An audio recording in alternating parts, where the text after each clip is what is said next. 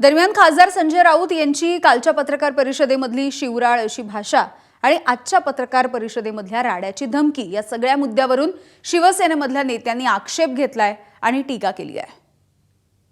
तोंड पाटीलकी करणाऱ्या संजय राऊताला आम्हाला थेट इशारा महिला आघाडीच्या वतीने द्यायचा आहे। आमच्या नेत्यांच्या संदर्भात बोलताना तोंड सांभाळून बोला, अन्यथा तोंड कसं फोडायचं असतं हे शिवसैनिकांना चांगलं माहिती आहे। आणि केवळ तुम्हाला तुमचे खासदार सांभाळता येत नाहीत म्हणून तुम्ही महाराष्ट्राच्या राजकारणाला गोलपिठा म्हणताय।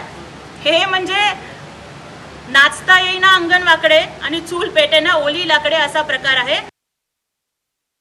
आई बहिणीवरून शिव्या घालणं, ज्या आमदार आणि खासदारांच्या बळावर आज तुम्ही तिकडे खासदार म्हणून मिरवताय। आपण पाहिलं मागेच जेव्हा शिवसेनेत फूट झाली त्यावेळी देखील हे संजय राऊत ज्या आमदारांच्या जीवावर ते आज तिकडे खासदार म्हणून मिरवतायत त्यांना लाज वाटली पाहिजे।